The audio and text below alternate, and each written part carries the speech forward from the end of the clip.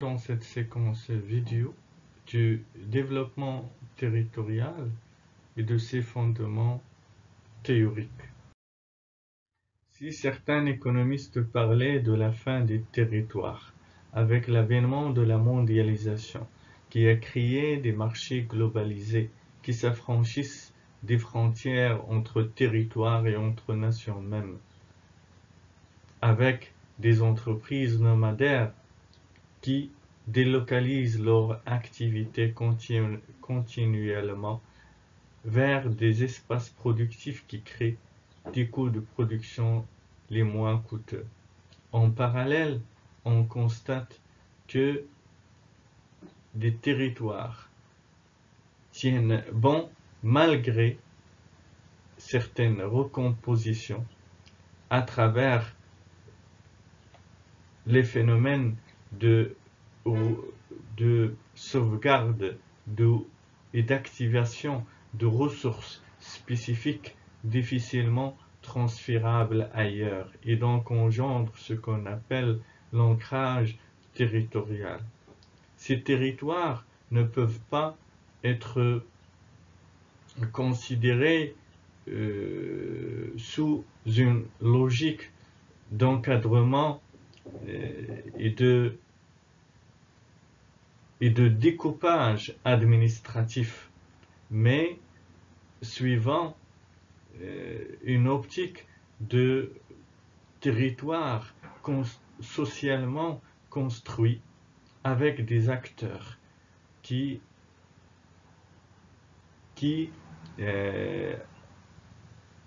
introduisent ce qu'on appelle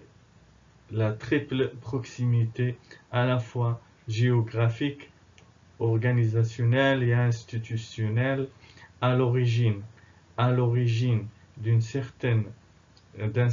capital social qui permet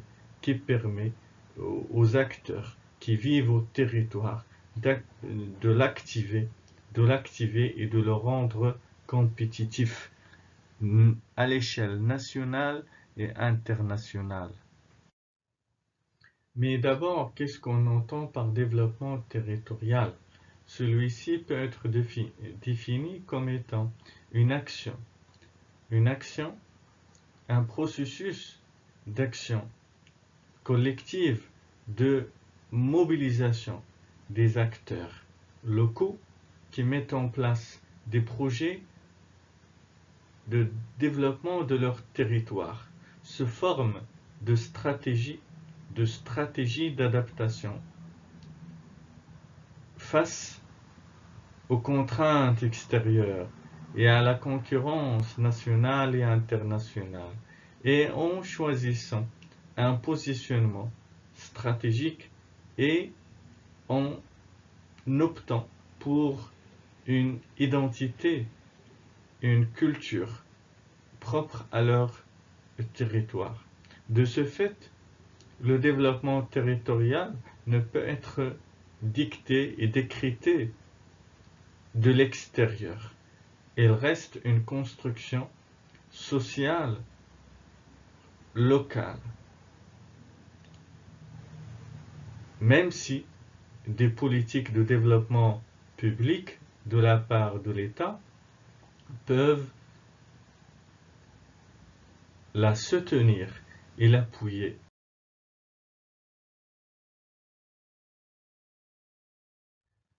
Parmi les apports théoriques du développement territorial, on a l'école des proximités, introduite par Bernard Pecker et Jean-Benoît Zimmermann en 2004.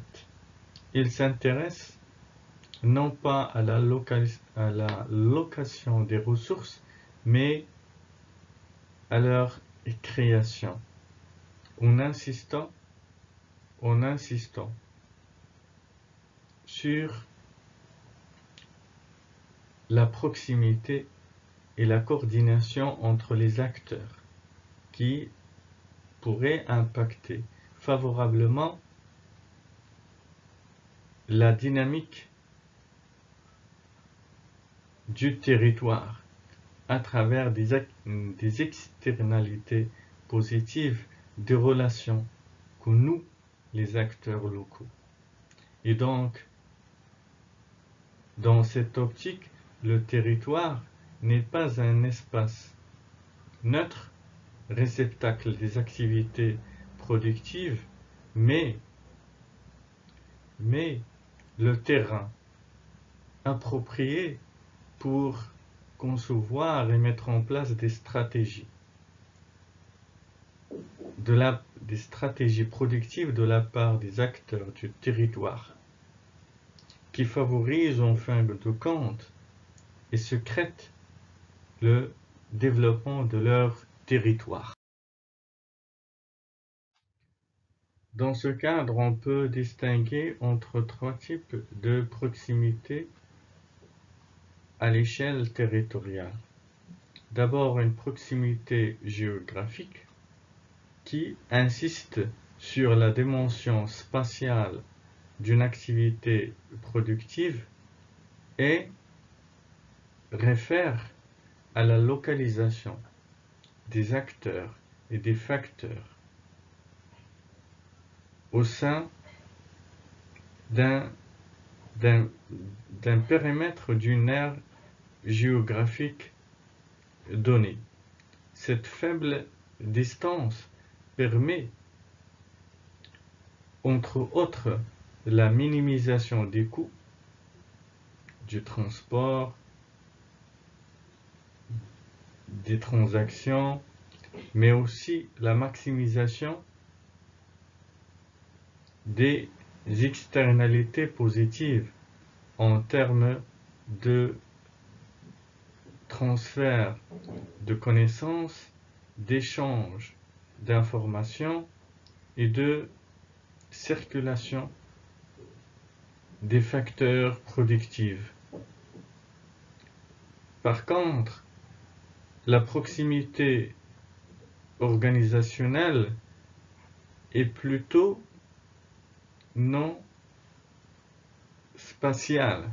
parce qu'elle insiste sur la formalisation de ces relations à travers des règles et des formes établies qui permet de structurer les échanges entre les acteurs qui partagent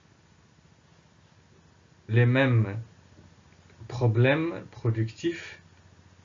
et les mêmes savoirs au sein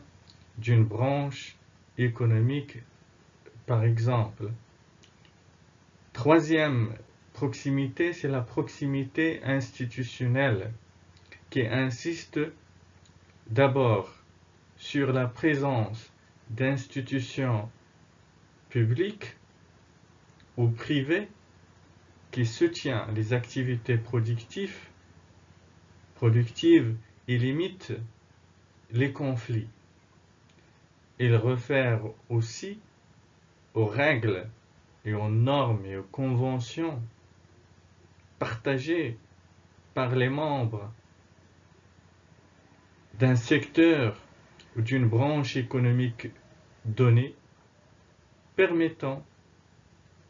aux acteurs de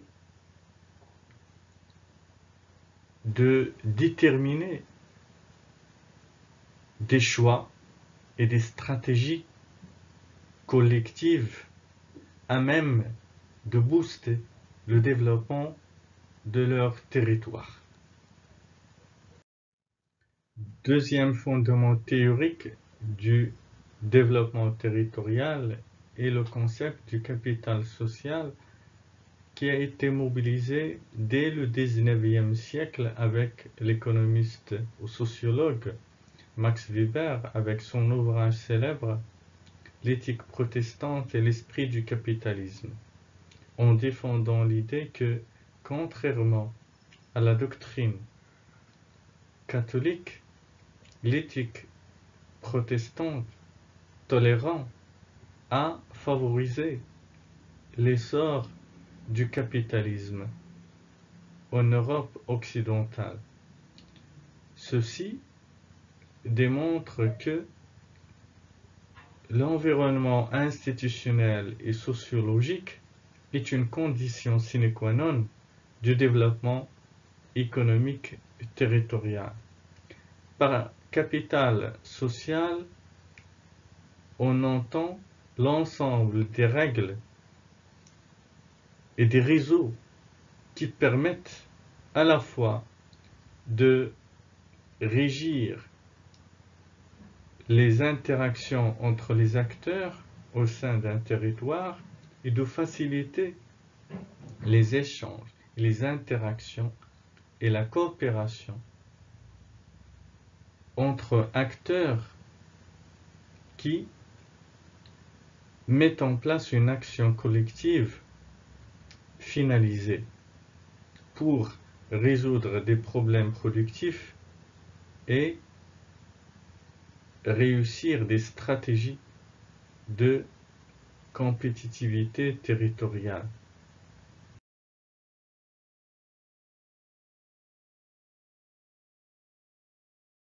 Dans ce cadre, on peut distinguer deux visions divergentes du capital social. On a d'abord la vision fonctionnaliste de James Coleman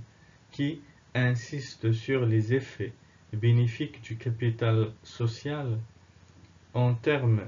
d'un environnement social favorable à la détermination